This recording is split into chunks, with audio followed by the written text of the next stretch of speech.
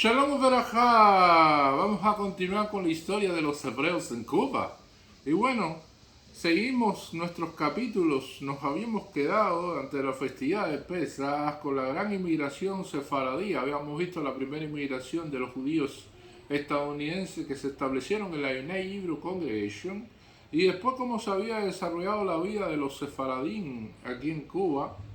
Y ahora vamos para la tercera ola migratoria, la más importante de los judíos askenazín, que fueron los que llegaron y le dieron la conformación que tiene hoy la comunidad hebrea también del país. Y para aquí nos vamos a guiar en la Enciclopedia Judaica Castellana, la cual dice: pese al reducido tamaño de la colectividad judía en Cuba, cuyo número no aumentó gran cosa durante la guerra, se manifestó cierta conciencia nacional a partir del armisticio de 1918. La colectividad se dirigió en 1919 al Senado de la República de Cuba con motivo de la Declaración Balfour, y esta adoptó una resolución a consecuencia de esta intervención. Al año siguiente, la colectividad agradeció al gobierno español la protección que había otorgado a los judíos sefardíes durante la Guerra Mundial, siendo uno de los principales promotores de este acto el judío ruso David Bliss, que había llegado a Cuba en el año 1913. Otro esfuerzo llevado a cabo principalmente por judíos de Europa Oriental que llegaron a Cuba durante la Guerra de los Estados Unidos fue la Young Men's Hebrew Association, que existió de 1917 a 1919.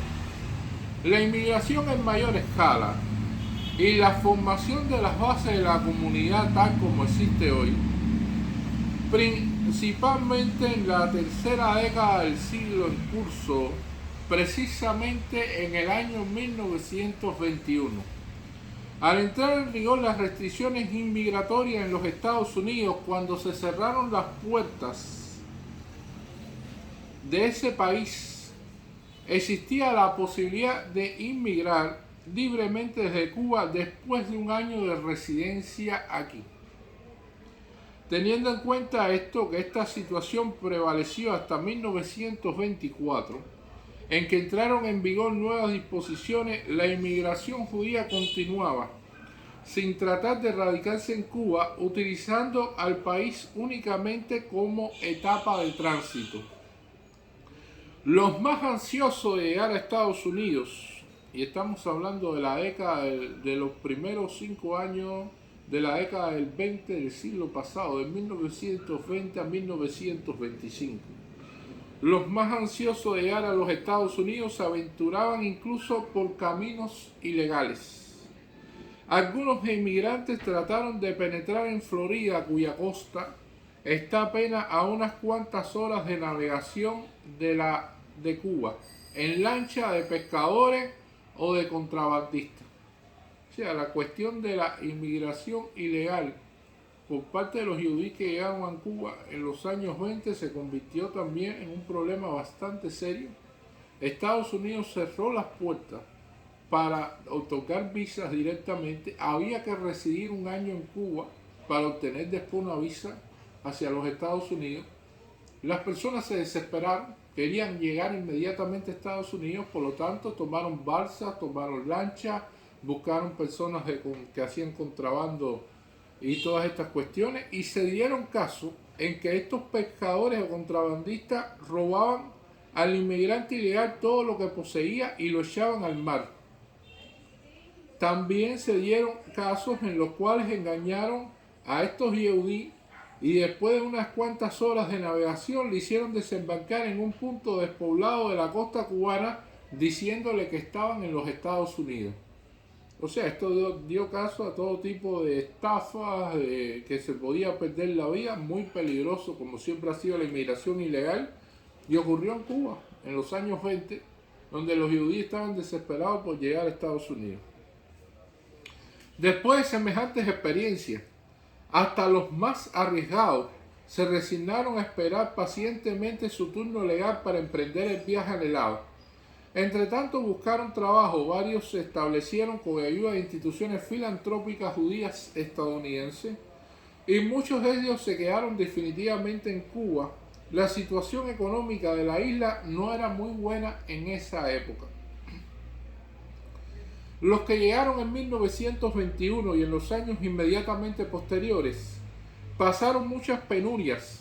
Aún no existían agencias de instituciones estadounidenses para ayudar a los inmigrantes recién llegados y muchos tuvieron que aceptar los trabajos más duros.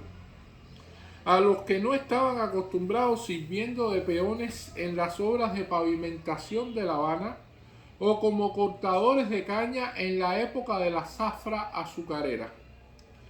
Algunos enfermaron ya que no pudieron soportar el duro trabajo del clima tropical y otros no se prestaban a él desde un principio por su débil constitución física. Y eso fue algunos de los elementos interesantes también, las enfermedades tropicales y el duro trabajo y toda la situación que hubo con estos nuevos inmigrantes pobres que también tenían una deficiente alimentación cuando llegaron a Cuba, trajo consigo que en esa época muchos fallecieran aquí en el país y en los registros del cementerio hebreo Macabeo vamos a ver muchas más defunciones entre los años 21 al año 25 que en el resto de los periodos de la comunidad, a pesar de que la comunidad crecía constantemente y se iba incrementando las personas. O sea que esto también es un elemento también a tener en cuenta durante este periodo. La United Hebrew Congregation prestaba alguna ayuda, pero no tardó en reconocer su incapacidad para socorrer a la corriente inmigratoria creciente y pidió fondos a los Estados Unidos. Evidentemente nosotros hemos visto la historia de la United Hebrew Congregation en los capítulos anteriores. Y bueno, reconocer de que ellos eran incapaces de todas estas cuestiones aparece en cierta medida en sus escritos, aunque no tan abiertamente, ¿no? Sobre esta cuestión en específico, sí hablan de que coordinaron con los estadounidenses y de que trataron, pero que también desbordaban estos temas que se fueron convirtiendo cada vez en un problema mayor. En 1922, el Joint Distribution Committee mandaba mensualmente las cantidades relativamente importantes de dinero a la United Hebrew Congregation para ayudar a los inmigrantes transitorios. En 1924, cuando era evidente que muchos tendrían que quedar en Cuba por lo menos durante varios años, las instituciones estadounidenses de socorro, como el Joint, la IATS, etc., se dispusieron a fomentar el establecimiento de una comunidad entre los inmigrantes y facilitarles medios de encontrar ocupaciones idóneas, servicios sanitarios, escuelas para sus niños. Y se formó un comité especial de Joint para Cuba con sede en Nueva York, cuyas funciones fueron delegadas posteriormente en el Centro Israelita de Cuba, institución que había de actuar como órgano representativo de la comunidad de La Habana desde el año 1926. La ayuda estadounidense a los inmigrantes en Cuba, el servicio de ayuda prestado por las instituciones estadounidenses arriba mencionada ejerció profunda influencia en la formación de la colectividad hebrea en Cuba, no solo permitiendo su crecimiento numérico, sino también moldeando su progreso económico, social y hasta cierto punto cultural. El Comité de Joint para Cuba se liquidó en 1927 y sus funciones pasaron al Centro Israelita de Cuba, que recibió socorro financiero de Nueva York hasta 1932. El total de sumas remitidas a Cuba desde Nueva York para obras de socorro llegó alrededor de los $300,000 estadounidenses. Esta cantidad es en realidad muy pequeña si la comparamos con las cantidades erogadas para el Joint para refugiados de tránsito en La Habana en los lapsos del año 1942 y 1943 en la plena Segunda Guerra Mundial. Y en esa ayuda no sirvió como antes para establecer una colectividad, sino únicamente para socorros individuales. Usted llegaba con su familia y le decía, bueno, para usted tanto dinero, para que trate de comer algo, vamos a tratar de conseguir un trabajo aquí, vamos a ayudarlo de esta manera, pero no existe una institución establecida en una primera instancia, sino únicamente para socorros individuales a personas que no permanecieron en el país. El Comité Neoyorquino de Ayuda se preocupó en tercera década del siglo por establecer una comunidad, una escuela judía y las instituciones sociales, religiosas y culturales indispensables. En esta época se constituyó el Centro Israelita, que participaba además de ciertos rasgos que también tenían en los centros españoles cubanos, por ejemplo el centro gallego, el centro asturiano, especialmente en cuanto al servicio médico para los miembros. La caja de préstamos del Centro Israelita, su escuela, su servicio de ayuda a los inmigrantes y hasta su carácter representativo ante las autoridades del país se lograron con relativa facilidad gracias a la ayuda económica de las instituciones estadounidenses. Por otra parte, la colectividad iba acostumbrándose a la ayuda externa y no consideraba el Centro Israelita como una cosa propia, lo que ocasionó posteriormente no pocas dificultades. Es un elemento fundamental de la comunidad hebrea, tanto en los años 20, años 30, años 40, yo creo que ya en los 50 fue cuando se consolidó una base económica, y ya después, posteriormente, en estos tiempos actuales, la ayuda externa ha sido fundamental para el mantenimiento de la comunidad hebrea en Cuba. Y esto, hasta en materia de defensa de los propios intereses más inmediatos, se tomó la costumbre de acudir a los estadounidenses. Sin embargo, ese estado de cosas van cambiando progresivamente y la colectividad adquiere gradualmente conciencia de sus propias responsabilidades. La creación del grupo estadounidense de la United Hebrew Congregation, como también del grupo de los sefaradíes en la Shevet Ajin, obedeció esencialmente a necesidades religiosas, aunque Shevet Ajin también mantenía una caja de préstamos para sus miembros necesitados. Fue la United Hebrew Congregation la que organizó servicios religiosos regulares en sábado y días festivos y la que trajo un rabino oficial de tendencia reformista. Los sefaradíes y los judíos del este europeo se reunían en oratorios acondicionados en días festivos. En general puede decirse que la religiosidad judía se hallaba a nivel bajo, puesto que la mayoría no observa más que los ritos esenciales de la circuncisión, el Brit Milá, el Bar Mitzvah, la boda y el entierro, y acude al templo solamente en las festividades máximas y ocasionalmente con motivos del Yorshal. Los locales del Centro Israelita de Cuba y de Shevet Ajin se utilizan también como sinagoga fuera de la sinagoga propia, dicha que la United Hebrew Congregation sostiene en la barriada del Vedado.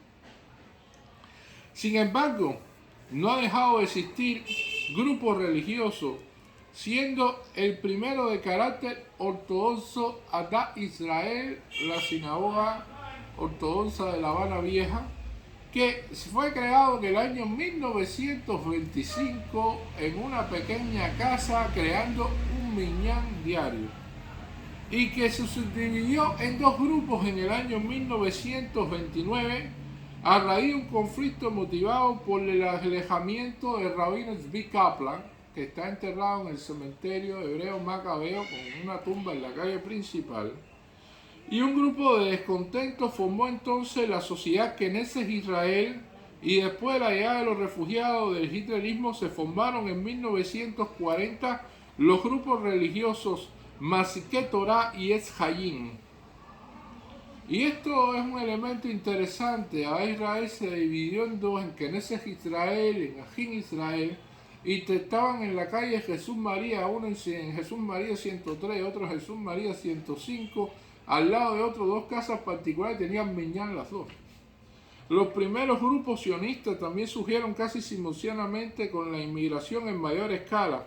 Ya hemos mencionado la intervención de la colectividad judía ante el Senado cubano en 1919 con motivo de la Declaración Balfour. La primera organización sionista se fundó en 1924. El comité estadounidense le encargó del trabajo cultural y de formar una biblioteca Yehudim. Las diferencias políticas no tardaron en producir antagonismo no solo en el comité estadounidense, que no era de tendencia sionista, sino también en los elementos yeshitas o bundistas. Al año siguiente los sionistas se separaron del comité para poder trabajar libremente y sin tutela. Ya habíamos visto esta cuestión del sionismo y hemos visto las diferentes teorías del sionismo. Está el sionismo sefaradí y hay un sionismo también askenazí, y hay un sionismo dentro de los askenazí que va más hacia la rama de un marxismo sionista, y hay otro que es un sionismo más allegado a los sefaradí.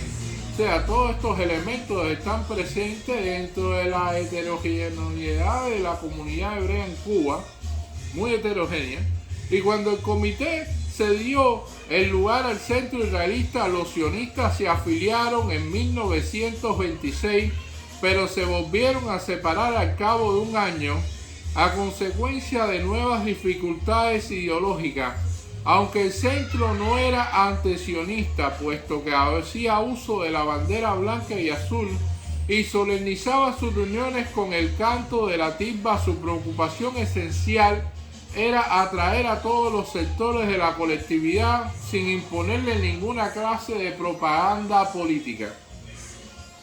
La asociación temporal del centro con los sionistas produjo profunda animadversión entre los sectores de izquierda. Esto inició una labor cultural que en un principio sobrepasó en calidad e intensidad a la de los sionistas.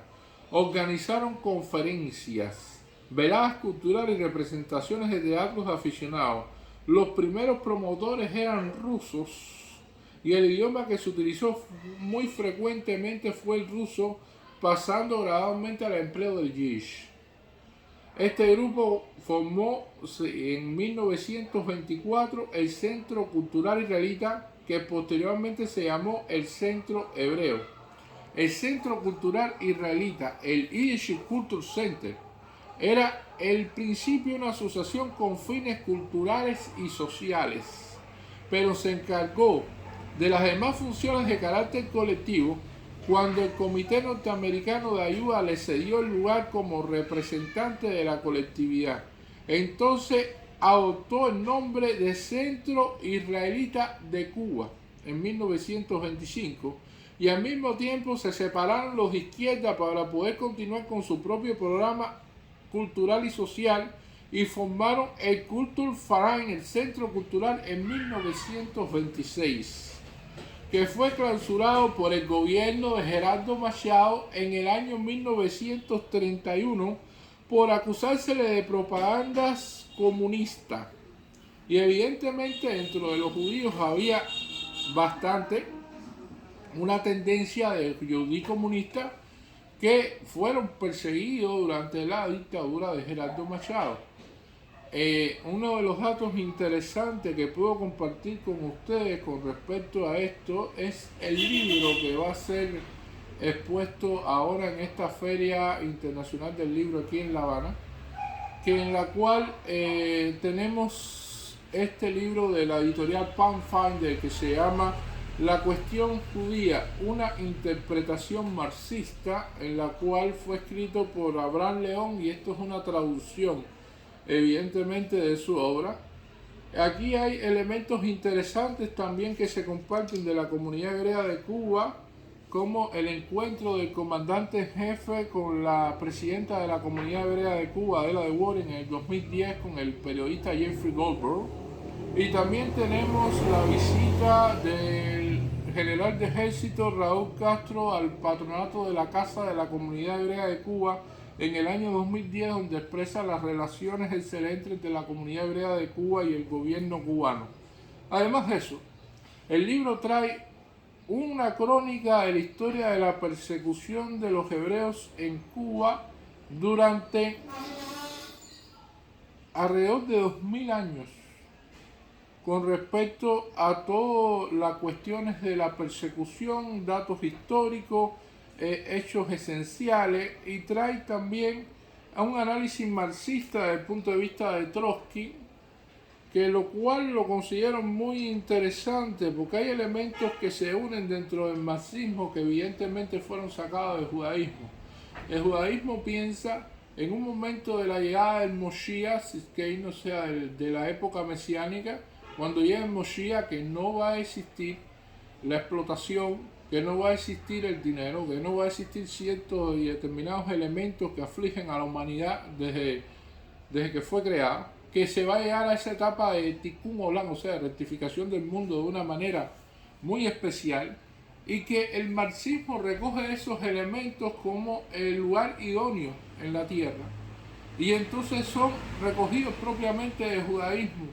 De hecho, Trotsky fue uno de los mejores seguidores de las ideas marxistas, y al mismo tiempo Lenin lo consideraba como el sucesor de la revolución socialista de octubre.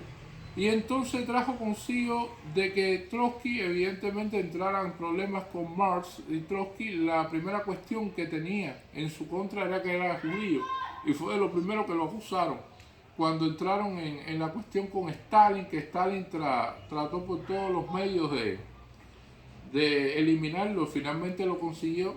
Y entonces estos elementos en el cual se liga también el marxismo con la cuestión hebrea y todas estas cuestiones están aquí interpretados muy bien en este libro, que lo cual lo considero muy interesante.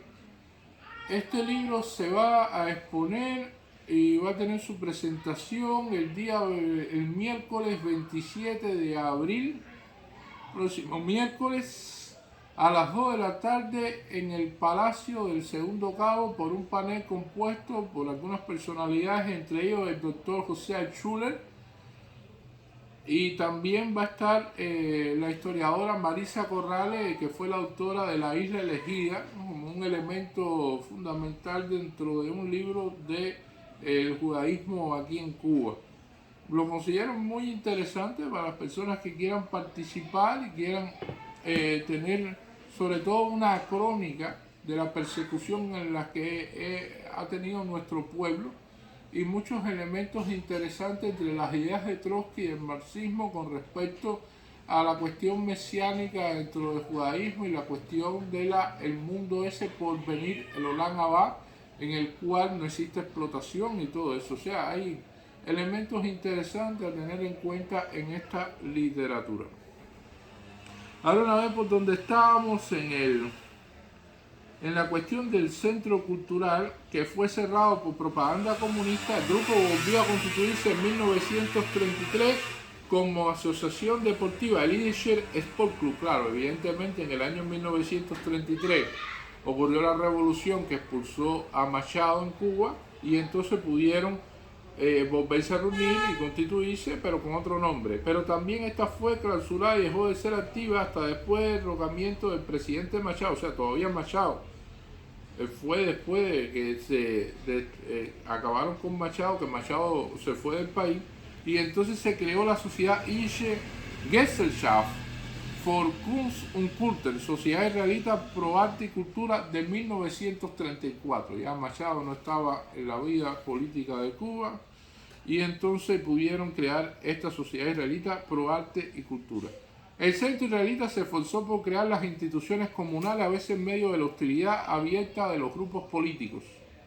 De 1927 a 1928 organizó la lucha contra la tuberculosis y se encargó del cuidado de los enfermos mentales. En este periodo la actividad política del grupo izquierdista consistió principalmente en la lucha antirreligiosa. En las festividades de Yom Kippur se organizaban coros de burla y se hizo escarnio de las tradiciones judías. Sin embargo, no dejó de continuar la cooperación en varios aspectos esenciales, aparte de las divisiones mezquinas tan frecuentemente en las nuevas colectividades latinoamericanas. No se podía hablar de un rompimiento entre los varios grupos. En 1937, bajo la influencia de la política de Frente Popular, la Sociedad Israelita Pro Arte y Cultura abandonó su propaganda hostil y empezó a pedir la unificación de todos los grupos judíos. Reconoció el Centro Israelita, que era el organismo representativo de toda la colectividad, y propuso posteriormente que se le aceptara en su seno.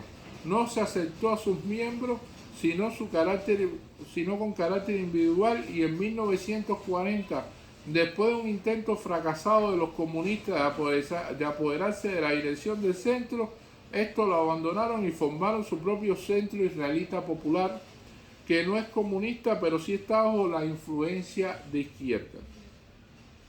Una nueva agrupación se formó a raíz de la llegada de los refugiados del israelismo. En 1939 se fundó la Unión de Refugiados de Europa Central, que en 1941 cambió su nombre por el de Asociación Democrática de Refugiados Hebreos.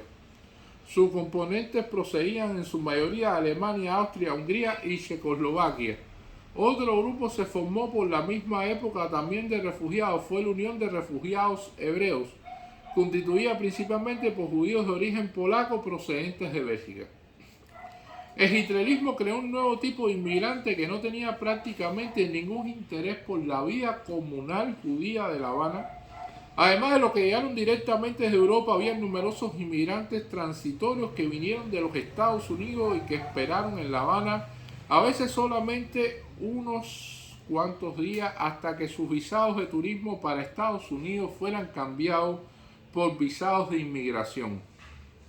Aún los que llegaron directamente de Europa con la intención de conseguir en Cuba su visado para los Estados Unidos, suscitaron un nuevo problema para las instituciones de socorro estadounidenses, que nuevamente se vieron obligadas a establecer una agencia en el país. De acuerdo con las leyes cubanas, los extranjeros no podían dedicarse a ningún trabajo lucrativo. Por otra parte, eran precisos dar una garantía al gobierno de que los refugiados que se admitían no constituían una carga para el Estado cubano. Numerosos refugiados tenían que esperar uno o varios años hasta que le tocase el turno en la cuota de inmigración estadounidense. En tales circunstancias, el Joint fundó la sucursal Joint Relief Committee en La Habana, en la que prestó a unos 10.000 inmigrantes y que gastó de 1938 hasta 1943 la cantidad de $750.000. Función muy importante de esa agencia, que era no solo proporcionar los medios en que se gastaban efectivamente para el sostenimiento de los refugiados, sino también los depósitos que el gobierno exigía como garantía de repatriación de los refugiados, que llegó a ascender a la cantidad de $2.000 por persona, y que quedaban en poder del gobierno hasta que estos abandonaran el país. Actualmente, en 1948, la mayoría de los refugiados se han ido, pero algunos lograron establecerse con permiso especial del gobierno. En esa forma se agregó otro elemento más a la colectividad heterogénea en Cuba. Y hasta aquí esta parte de la cuestión de la inmigración askenazí, la cual debemos continuar en el próximo capítulo. Muchas gracias.